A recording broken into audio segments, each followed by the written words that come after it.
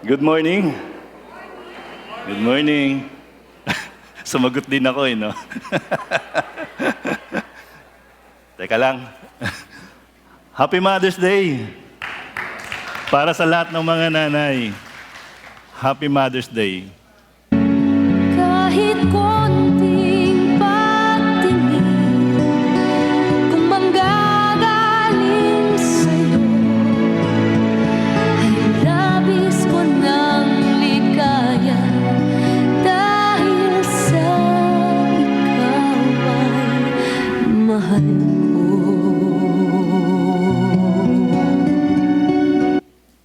Naalala niyo yun?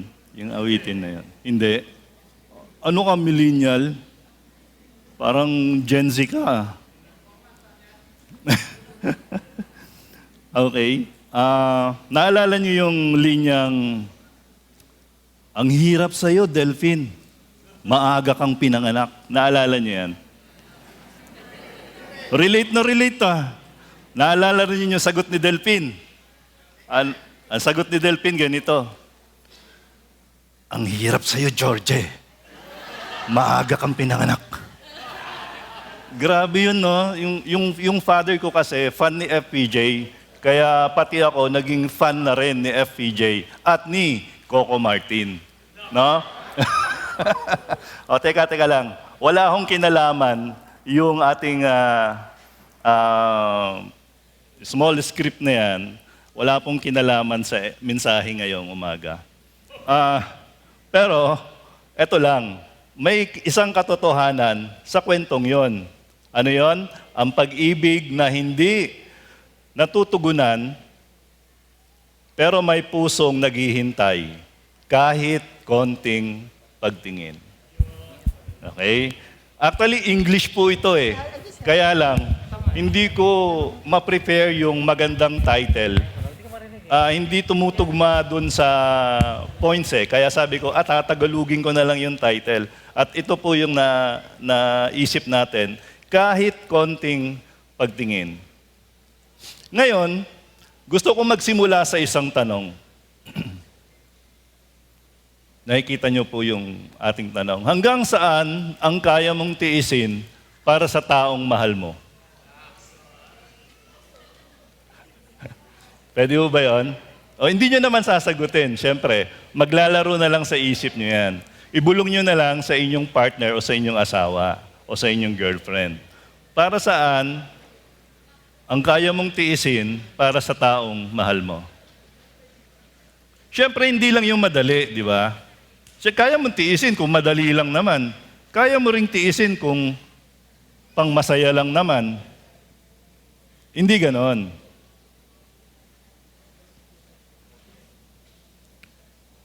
It's late at night, tahimik na ang bahay, tulog na ang lahat,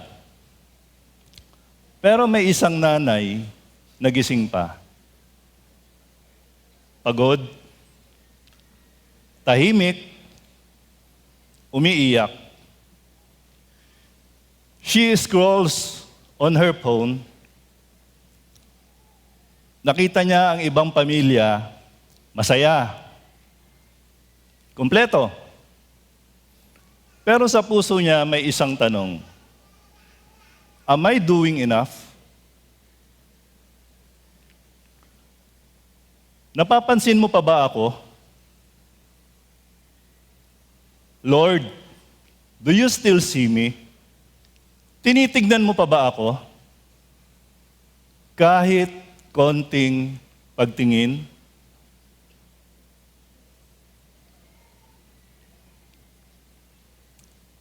At ngayong umaga, may sagot ang Diyos. Sabi ng Diyos, anak, hindi pala. Sorry. Hindi ganun ang boses ng Diyos, ha? Anak, oo, nakikita kita. God meets mothers. Wag naman magtatampo ang mga fathers. God meets mothers both in their faithfulness and in their failures, with provisions and redeeming love. Pag sinabi mo kasing redeeming love, ito yung pagmamahal na nagre-restore, pagmamahal na nagpapanumbalik, pagmamahal na nagpapatawad, pagmamahal na nagbabago ng buhay. Even when they feel unworthy. Well, hindi naman lahat ng nanay pare-pareho ang sitwasyon. Some are pagod. Ang iba, sugatan dahil sa maling o sa sariling pagkakamali. Pero ang Diyos, mga kapatid, hindi lang siya para sa ideal mother.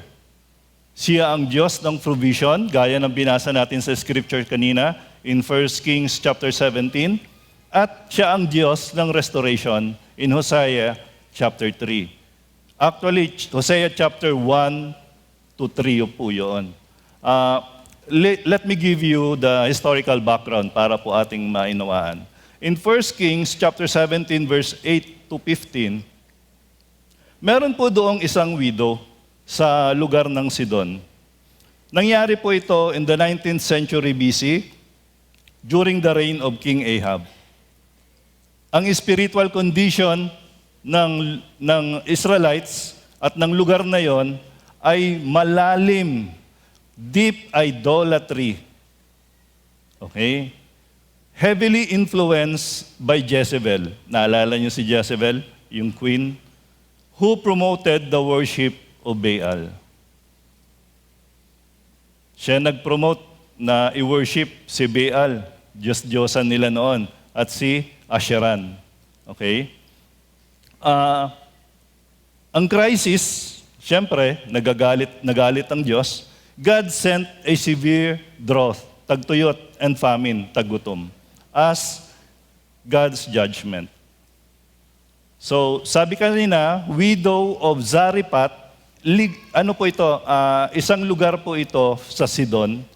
Ang Sidon po ay city-state ng Lebanon. Kung mapapansin nyo yung Sidon and Tyre, yan. Parang ano yan, Bacoor at Imos, yan, ng Lebanon. Parang ganon. So, magkapit-bahay po yan. Isang north, isang south. Okay? Ang Sidon ay pagan region, obviously, dahil si Baal ang kanilang Diyos doon. God sent His prophet Elijah, o si Elias, not to Israel, but to a Gentile widow na hindi sakop ng covenant ng Diyos.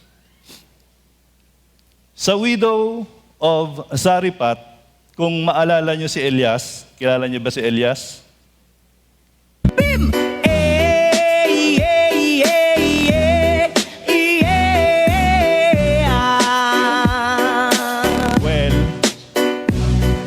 Hindi ho yan ang Elias na tinutukoy ko.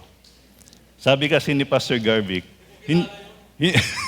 hindi daw makaka-relate kay FPJ yung mga Gen Z. Okay, sige. Bibigyan natin ng makaka-relate ang Gen Z. Hindi ho yan si Elias na tinutukoy natin. Si Elias or si Elijah na kung maalala nyo siya yung pinakain ng uwak, ginamit ng Diyos ang uwak para dalhan siya ng pagkain, tama?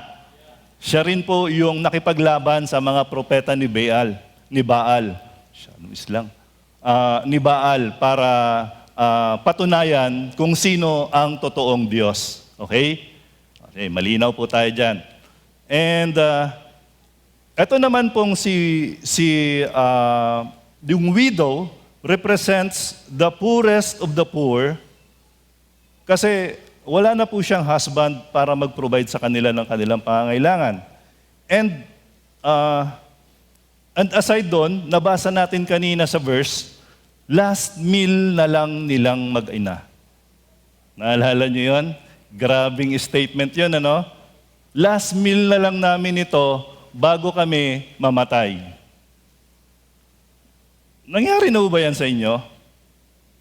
Sa bagay, hindi pa naman kasi buhay pa naman tayo, ano. Pero ibig kong sabihin, dumating na ba kayo sa punto na sagad na, yung nasa edge na kayo, tapos bangin na, God sent His provisions timely. Last meal na lang, pero may nangyaring maganda. Yet, she becomes a vessel of faith and divine provision. And now we go to, dalawang kwento po kasi ito. Although may positive side yung una, and the second story is very negative. But we will end up positively. Sabi po dito sa kwento ni Hosea naman, chapter 3, verse 1 to 3, nangyari ito during the time of 18th century BC, when the northern kingdom Israel is declining. Why declining? Kasi parating na po ang sasakop sa kanila, yung Assyria. So alam nyo naman, pag sasakupin na sila, hindi po ito yung tipong nasa peak kayo ng economic height. Unti-unti na pong bumababa. Unti-unti nang nangihina ang Israel. Kaya po nagkakaroon na ng tagutom, tagtuyot, and doon po dumating yung pagkakataon ng Assyria para sakupin ang Israel. And you see, nangyari yan 722 BC. Bumagsak ang Israel sa kamay ng Assyria. And ang climate, spiritual climate, again, ang dahilan, unfaithfulness to God. Idolatry, injustice, moral laws.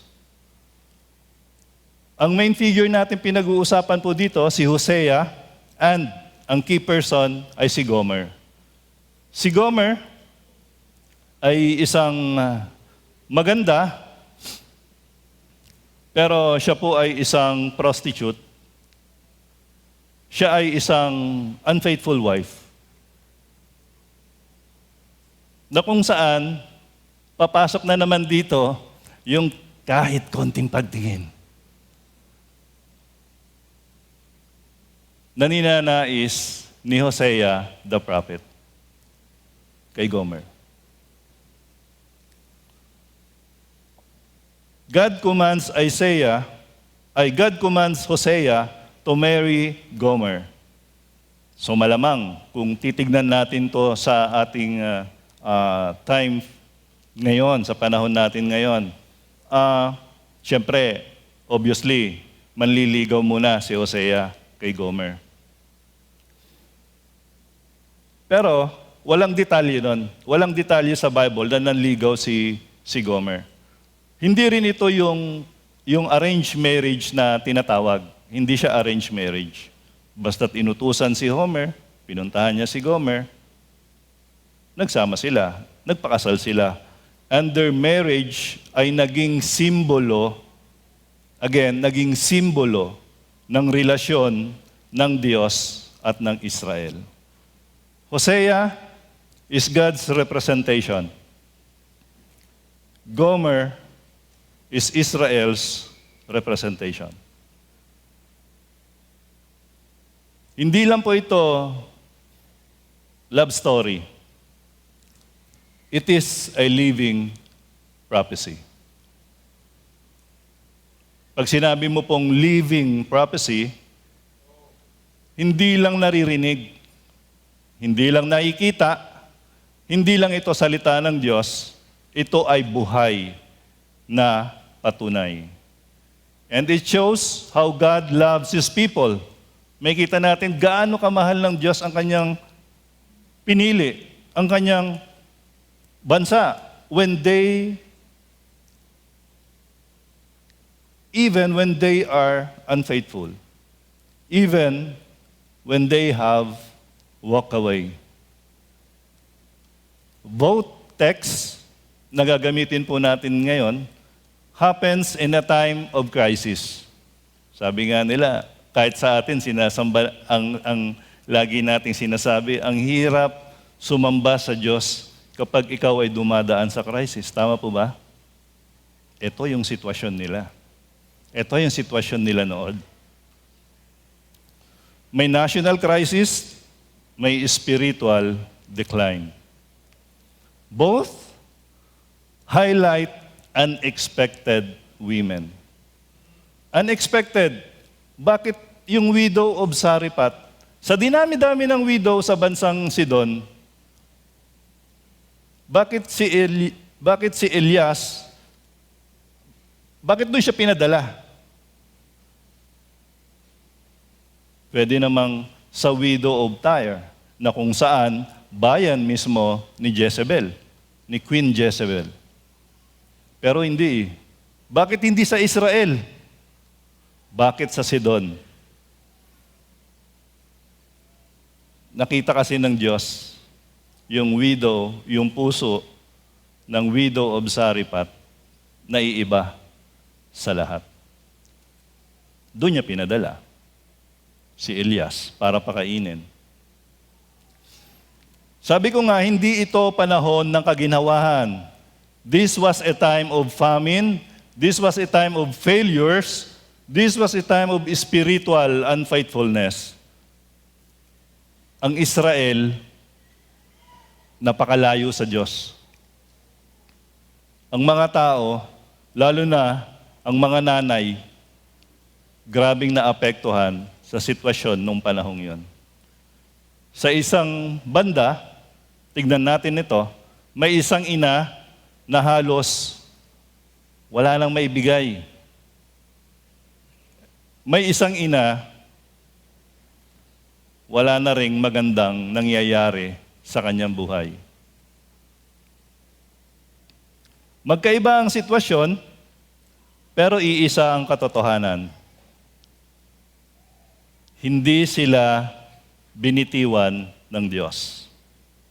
Yun ang positive side. Kahit na gano'n ang kanilang pinagdadaanan,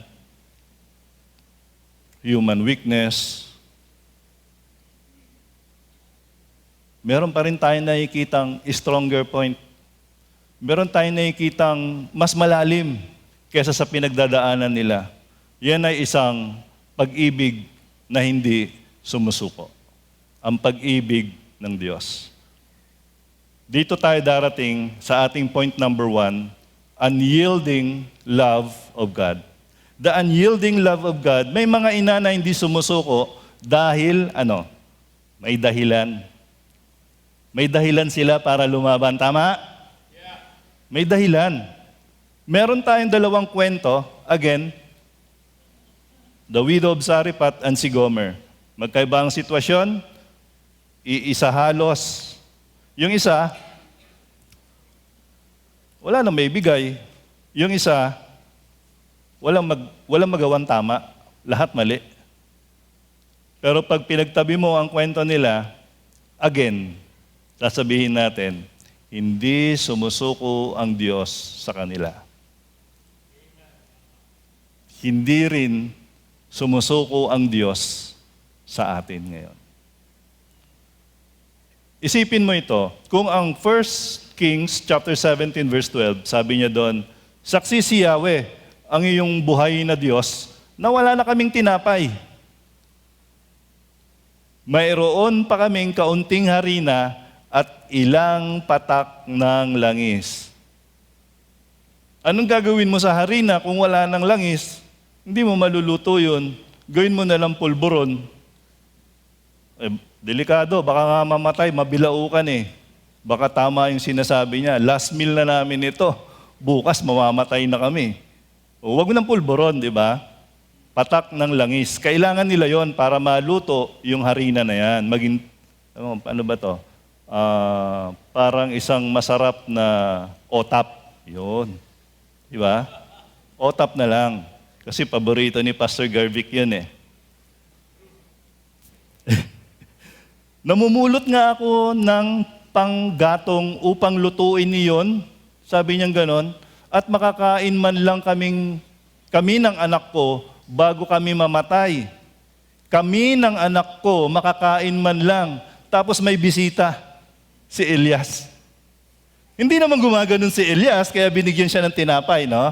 Walang ganon. Pero, may provision ng Diyos.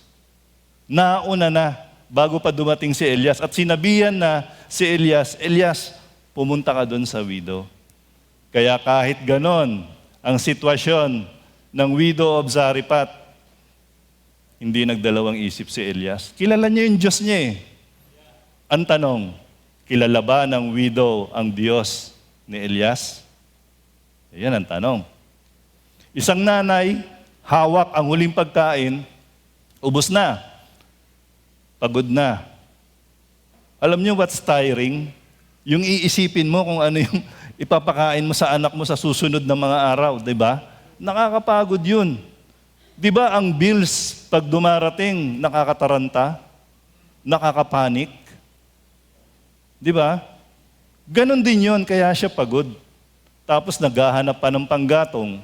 Sa atin ngayon, digital na yung mga stove nyo sa bahay, di ba? Siya naghahanap pa ng panggatong para mailuto yung kapirasong langis, ilang patak ng langis, at kakapiranggot na harina. Pero, sino pa nga ba ang kanilang aasahan after ng last meal nila? Ang nanay na iyon na dumadalangin, Lord, kahit konting pagtingin, bigyan mo naman kami. Sabi ko nga, Lord, kahit konting pagkain na lang, bigyan mo lang kami. Taga Sidon eh. Kilala niya ang Diyos ni Elias. Pero hindi siya ganon kalalim when we talk about faith. Kasi taga Sidon nga. Isang nanay, ubos, at yung naliligaw. Dalawang klaseng ina, pero pareha silang inabot ng Diyos. Patunay lang that God's love stays. Whatever your situation is, ang Diyos ay nananatili po sa atin. Ganon din sa kanila, nung time nila. Kahit wala na siyang maibigay, nandun pa rin ang Diyos. Hindi siya umatras, hindi niya sinabing, next year na lang bumalik, wala na kami talagang tinapay eh. Di ba? Kahit sinabihan siya Diyos, sinabihan yung ina na pupunta si Elias at ipaghanda. Hindi naman to literal na sinabi ng Diyos. May mga paraan ng Diyos para kumilos para sa widow of Zarephath. Pero napakaganda ng puso ng widow ng Zarephath. Di ba? Pinaghanda niya pa rin ng pagkain si Elias. Sabi nga ni C.S. Lewis, though our feelings come and go, God's love for us does not.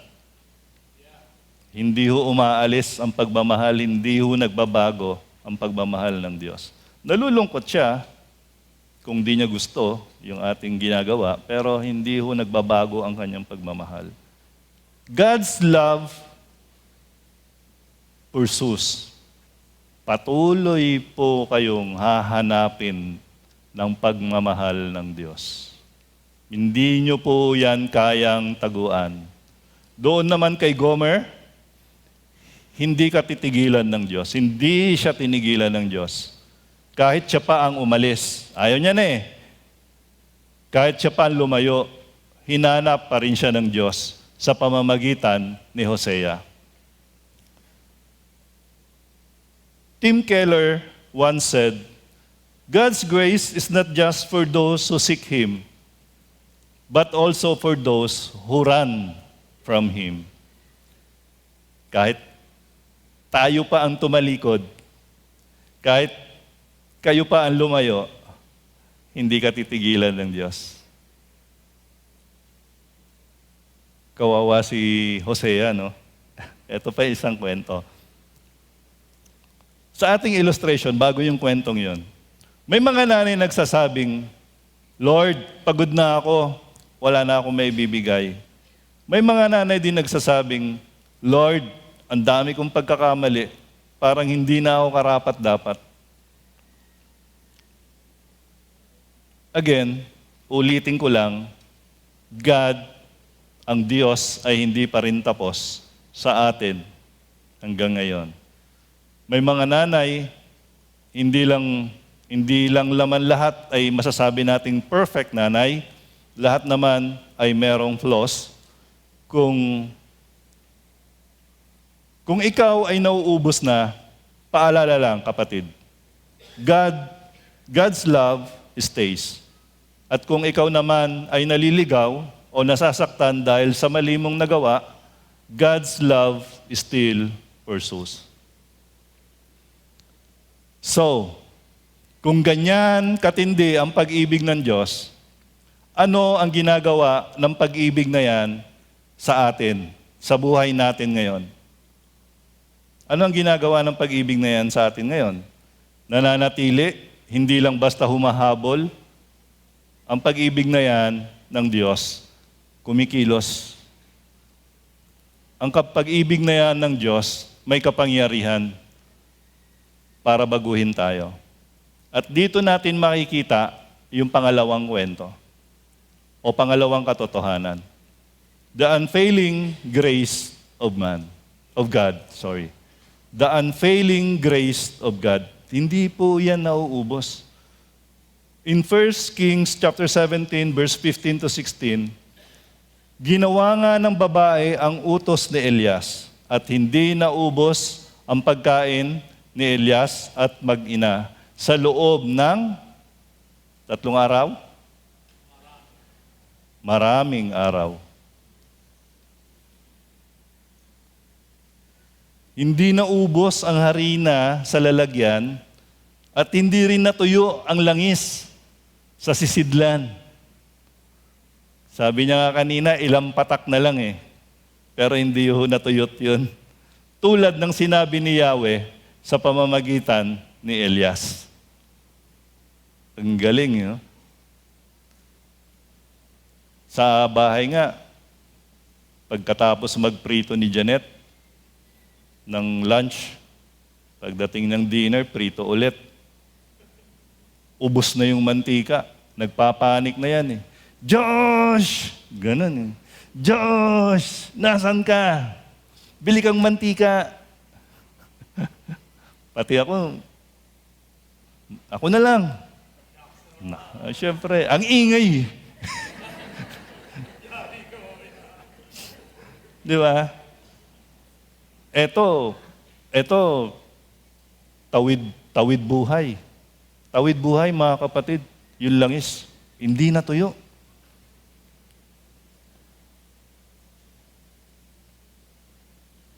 Hindi lang sila minahal ng Diyos. Pinapakain pa sila ng Diyos. Araw-araw, hindi naubos ang harina. Grace that provides. Araw-araw, hindi naubos ang langis. Well, wala namang sobra, pero laging sapat. Laging sapat. Parang maraming nanay ngayon, parang mga nanay ngayon, di ba? Hindi naman biglang, yumaman, hindi naman biglang naghirap, hindi naman naging madali ang buhay. Iba't ibang struggles, pero somehow, nakakaraos araw-araw. Hindi ba grace ng Panginoon po yan? May pagkain pa rin sa mesa. Paggising sa umaga, may lakas. At minsan, mapapatanong ka na lang talaga eh, paano natin nalagpasan ang ganitong buhay? Simple truth, kasi yun ay biyaya ng Diyos. Hindi laging overflow, totoo.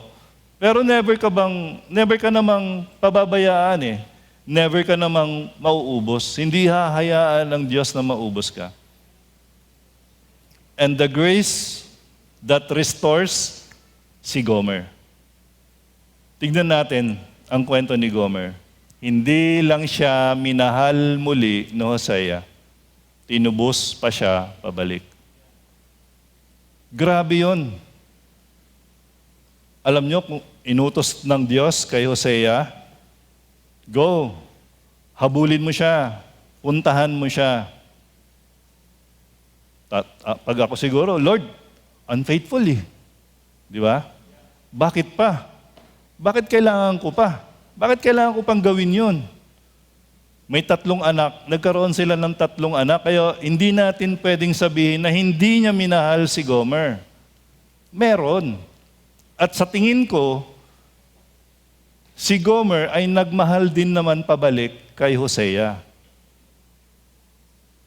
3 ang naging anak, pero ang 3 yon sumisimbolo si Jezreel, si Lo-Hurama pa yon, at si Lo-Ami. Lahat po yung 3 anak niya sumisimbolo ng unfaithfulness, ng kaparusahan. Dahil sinabi ng Diyos, ang Israel ay hindi ko na muling isi-save. Ang Israel ay hindi ko na itinuturing na nation. Yun po ang simbolo ng 3 anak. Di ba ang bigat? Ang bigat ng dala-dala ni Hosea. Pero nung inutusan siya, go, bring her back. Di ba? Anong ginawa ni Hosea? Binayaran niya pa ng 15 shekels. Ano ba yung 15? 15 yun. 15 silver, pilak nga eh. Di ba? Tapos, meron pang 150 kilo ng sibada.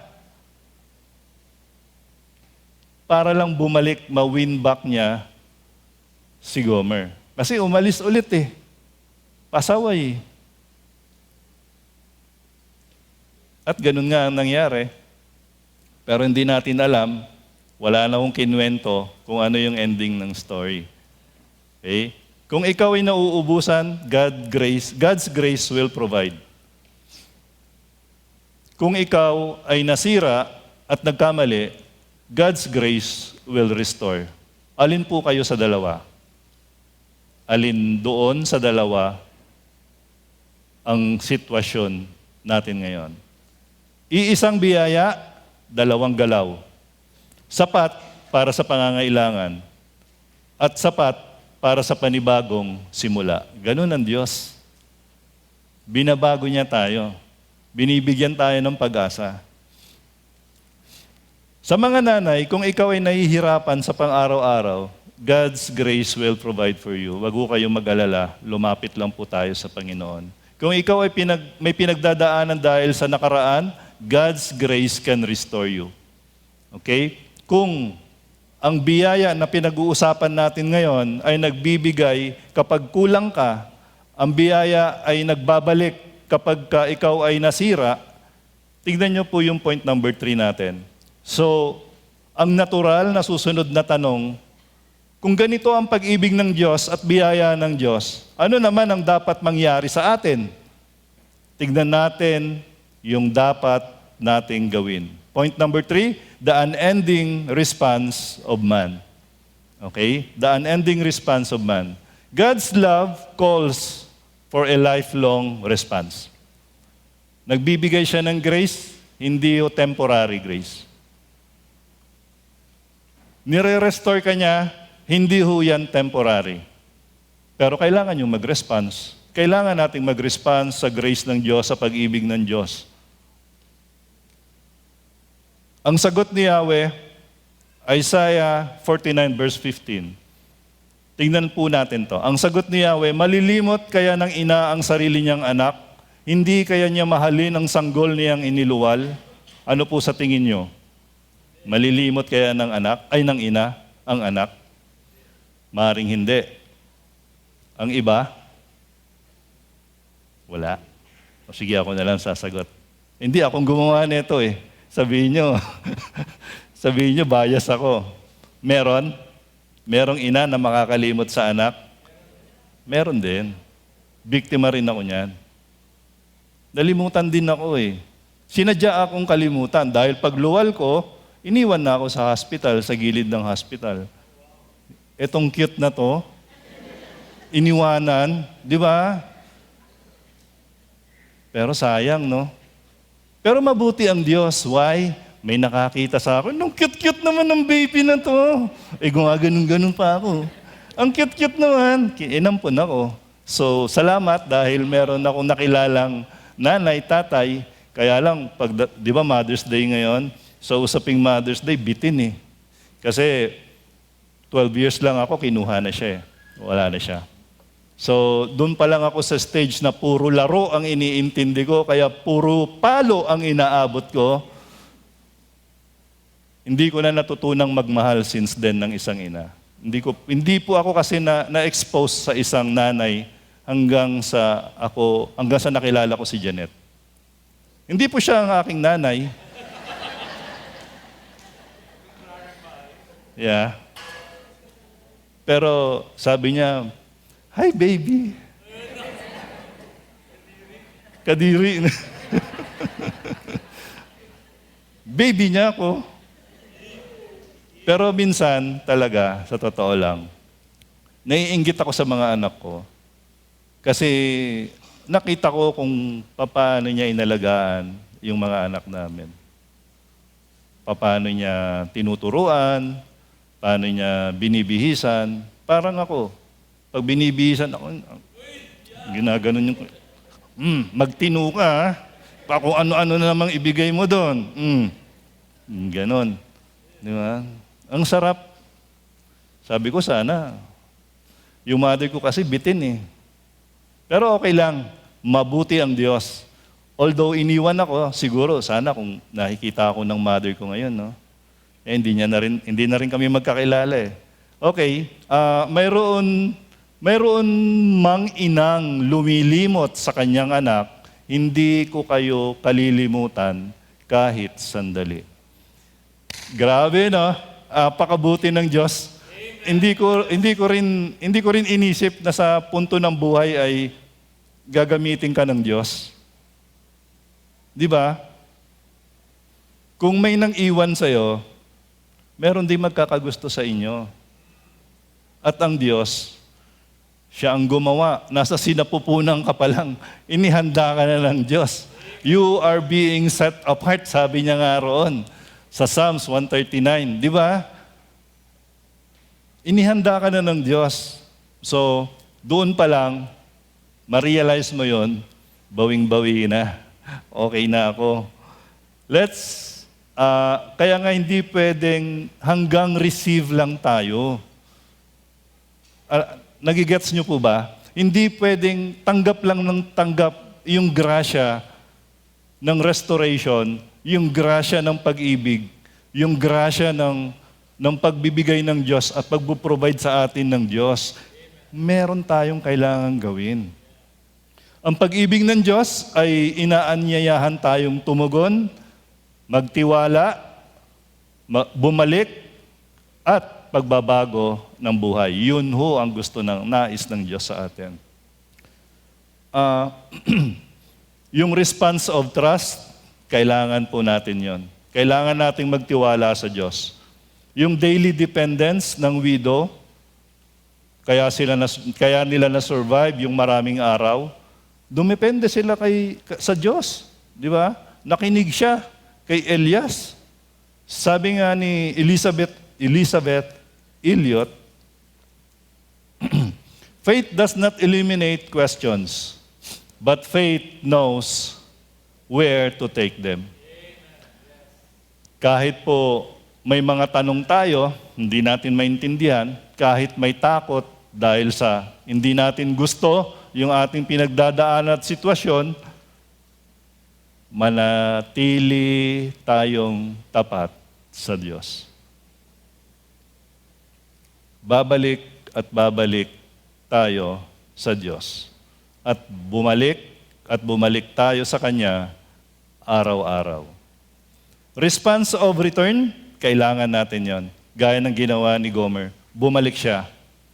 Well, kasi baka sabihin nyo, binayaran eh. Hindi ho, bumalik siya. May 3 siyang anak eh. And sabi ko nga, kahit papano, may pagmamahal na rin siya kay Gomer. Sorry. Meron pala tayong Homer dito. Di ba? Tinubos siya para manatili at magbago. Sabi ko nga rito, lagi tayong nag-aabang kung ano yung progress natin. Pero alam nyo kung ano yung totoong progreso? Yung bumalik tayo palagi sa Diyos. Yun ang totoong progreso. And response of love, kung ganito ang pag-ibig ng Diyos sa atin, paano tayo magmamahal? Una, sa mga nanay. Paano tayo magmamahal sa mga nanay, sa nanay natin, sa asawa, sa pamilya? Dapat ang pagmamahal ay nananatili. Dapat ang pagmamahal nagpapatawad. Dapat hindi sumusuko. God's unyielding love and unfailing grace call for an unending response. Hindi natatapos ang kwento sa pagtanggap ng pag-ibig ng Diyos. Nagpapatuloy ito sa kung paano tayo tumutugon araw-araw. Sa mga anak, huwag mong hintayin na mawala bago mo pahalagahan. Totoo. Nangyari ulit sa akin yan eh. Pero hindi sa Mother's Day. Sa Father's Day naman. Huwag mong hintayin na mawala bago mo pahalagahan. Ngayon na pa lang, sabihin mo na, iparamdam mo na. Huwag puro salita, kung hindi maging sa gawa.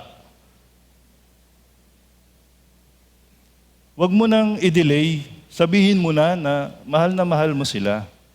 And, para sa mga husband, tama kayo nang narinig. Hindi man natin moment ito, pero kasali tayo dito. Okay? Kasama tayo, nanay, tatay, di ba? Anak, may anak nga eh. Di ba? Family nga ni. Kaya kasali tayong mga tatay. Husband, sabi niyang ganon, love your wives just as Christ loved the church. Inihandog niya ang kanyang buhay para sa iglesia.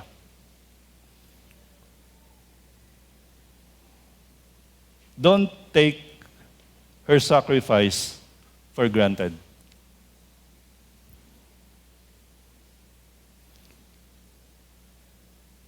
Alam nyo, meron nga akong picture ni Janet sa wallet ko. Oh, totoo. Kayo ba? Ikaw ba, Pastor Garvic? Ang galing lumusot, na. Ito, nasa harapan ko. Joji, may picture sa wallet, patingin? Hindi rin dala. Brother Elder Sly. Screensaver. Ako meron, no? Nung nakita ni Janet to, niyakap niya ako. Sabi niya, ba't may picture ako dyan? Natural, alangan namang iba ilagay ko rito. Pero alam mo, kaya may picture ka rito, kasi nagpapaalala sa akin kung sino yung umuubos ng laman ng wallet ko.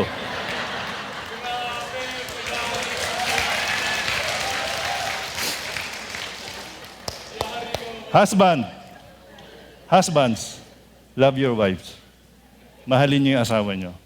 Di baling maubos na lahat, wag lang ang pagmamahal na yan. Di ba? Alam niyo kung bakit? Ganun din kasi nagmamahal ang Diyos sa atin. Ganun minahal ni Kristo ang kanyang iglesia. Buwis buhay nga siya eh. Tama? Hindi yan automatic. Hindi yan basta obligasyon lang. Regalo sila sa atin, mga ama. Ang nanay, regalo po yan ng Diyos. Para sa nanay, okay, hindi ko kayo exempted. Huwag niyo sabihin moment niyo to. Nakikita ng Diyos ang sakripisyo niyo. Don't worry. Hindi sayang ang luha mo. Hindi sayang ang hikbi niyo.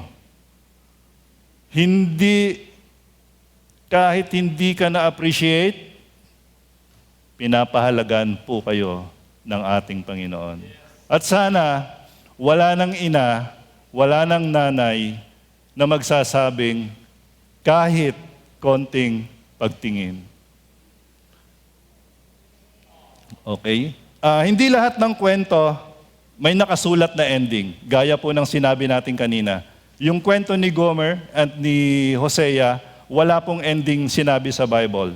Hindi ho natapos yon. Wala pong ending yon. Open ending ang kwentong ito. Bakit? Kasi gusto ng Diyos na ikaw ang magsulat ng kasunod. Amen. Gusto ng Diyos, kayo po ang magkwento ng kwento nyo. Gusto ng Diyos, dahil sa tinubos na tayo ng Panginoon, ang tanong, mananatili po ba tayo sa piling ng Diyos? God bless po.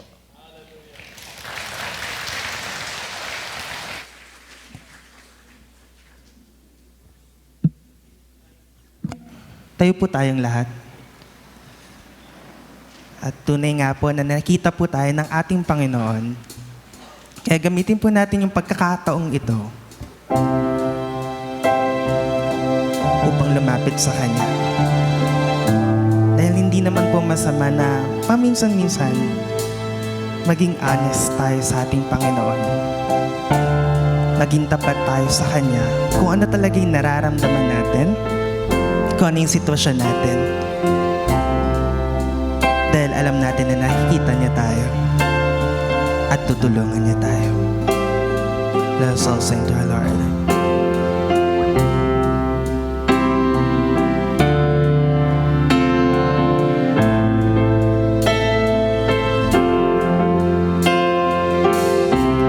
I've carried the burden for too long on my own. I wasn't created to bear it alone. I hear your invitation to let it all go. Yeah, I see now I'm laying it down, and I know that I need you. Run to the Father, fall in praise. No reason to hiding, no reason to wait. My heart needs a surgeon, my soul needs a friend. Gonna run to the Father again and again and again and again.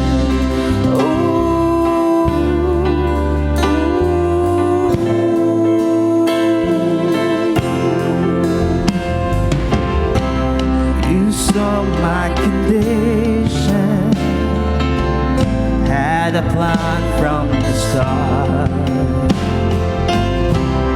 Your son for redemption, the price for my heart. I don't have a context for that kind of love. I don't understand, I can't comprehend. All I know is I need you. Run to the Father, fall into grace. The one with the high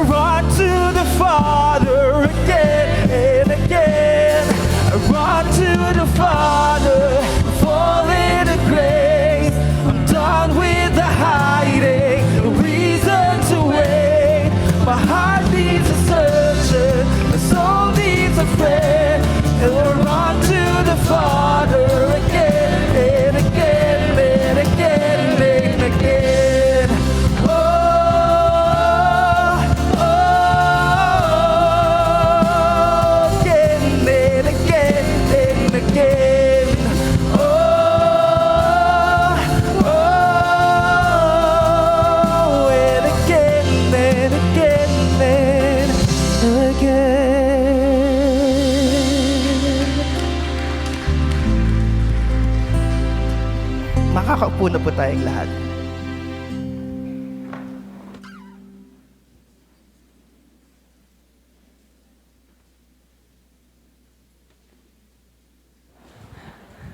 Happy Mother's Day.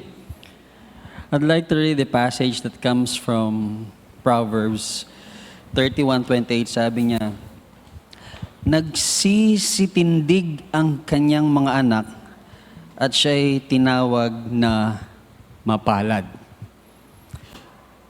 Sometimes we feel being neglected. Kahit na gaano kahirap yung naibigay natin, it seems like nobody appreciates. But this is an encouragement to all mothers. Sabi nga kanina,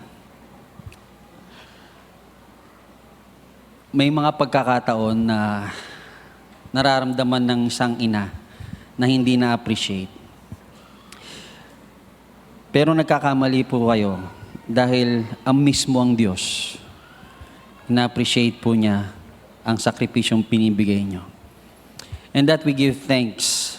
Amen ba yun? We give thanks for the gift of motherhood. We give thanks for the gift of sacrifice. We give thanks for the gift of love, patience, and mercy.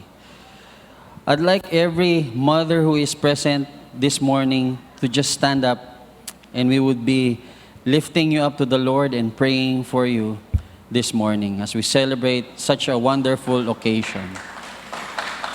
Yan. Okay? It's our prayer na yung mga token na ibibigay po sa inyo ay paalala unang-una na mahal kayo ng Olgen. Yan. Pangalawa, mahal na mahal din kayo ng Panginoong Jesucristo.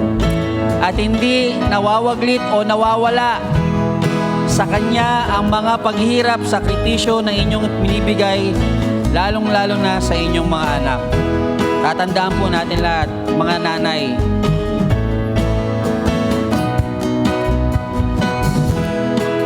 yan po ang regalong trabaho pinagkaloob sa inyo ng Panginoon. And it's such an honor and we give glory to God that you have received that work, hard work. And we really, really appreciate you and we love you, all mothers of Olgen. And so now we come to the Lord with thanksgiving. Let's all close our eyes. For all of those who are seated, may you just lift your hands to our mothers here at All Generations Church and give them and lift them up to the Lord. Father, we thank you sa pagkakataong ito, Panginoon, na amin pong mabibigyan kayo ng pasalamat sa isang napakahalagang regalo ng mga ina. Mga inang nagpakita ng habag, lakas, sakripisyo, tiyaga at pag-aruga na minsan sa isip nila, sa piling nila ay hindi nila na tanggap o nasuklian man lamang. Subalit ito ngayon ay paalala na sa inyong mga mata sila ay itinataas at ibinibigyan ng karangalan ngayon. O Diyos, sa aming pong pagdiriwang ng Happy Mother's Day sa pamamagitan ng iyong salita, salamat po sa kanilang buhay. Aming dalangin na patuloy niyo po silang bigyan ng biyaya. Lakas, Panginoon, sa kanilang buhay. Patuloy nilang maramdaman ang inyong pagmamahal. Patuloy nilang maramdaman ang mga panalangin. Patuloy nilang maramdaman ang kahalagahan nila. Patuloy nilang maramdaman na kayo ay nasa kanilang tabi sa lahat ng anumang pagdadaanan nila sa mundong ito. Lord, lumalapit din po kami at amin din pong itinataas sa inyo ang mga single mothers, ang mga lola, foster mothers, spiritual mothers, mga babaeng inyong tinawag upang maging ina. Yakapin ninyo sila ng inyong biyaya, pag-ibig at kaaliwan. At nawa, O Diyos, magpatuloy sila sa gawaing inyong tinawag para sa kanilang buhay. At Lord, habang nagpapatuloy po kami bilang kanilang mga anak, asawa, bigyan nyo kami, Panginoon, ng pagmamahal. At ito ay dumaloy sa amin at aming maipakita sa aming mga ina.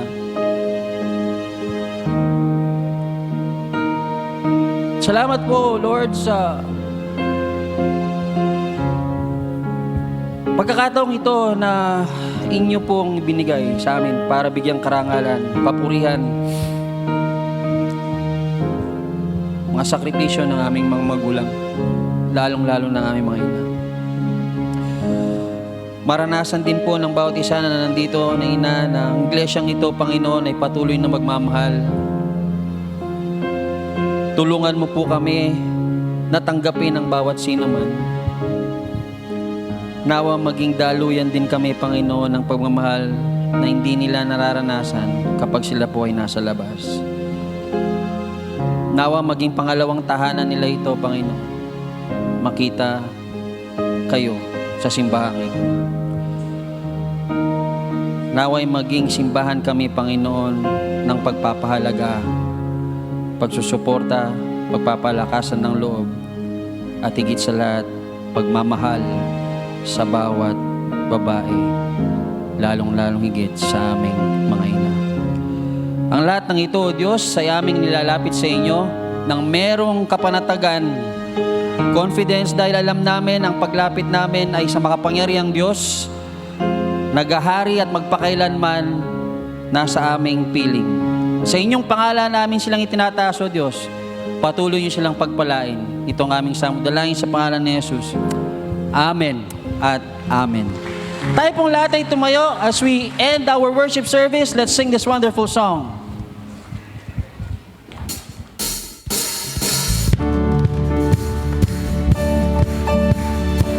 Come on.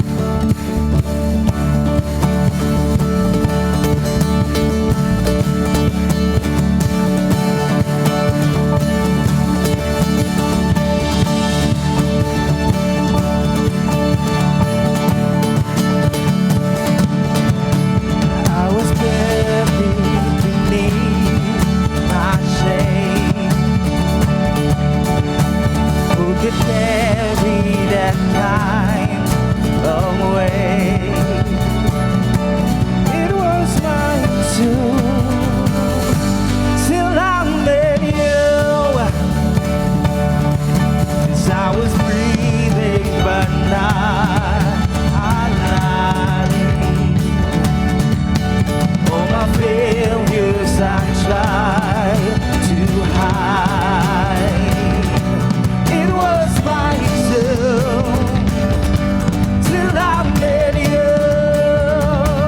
'Cause you called my name and I ran out of that grave, out of the darkness into your glorious day. 'Cause you called my name, you called my name, and I ran out of that grave, out of the darkness into your glorious day.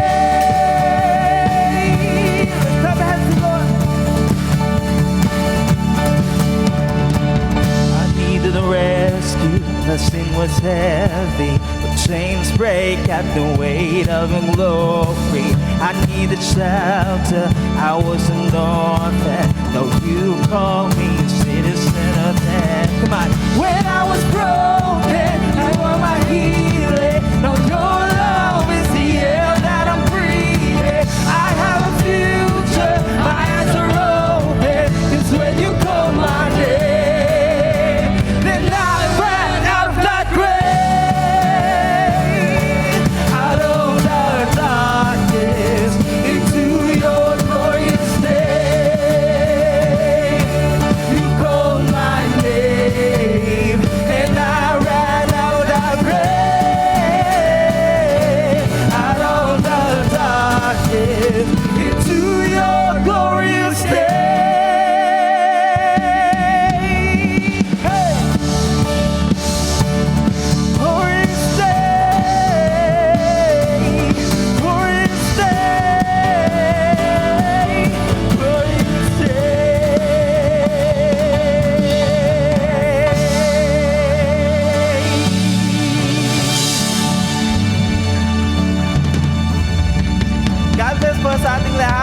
celebrate with you.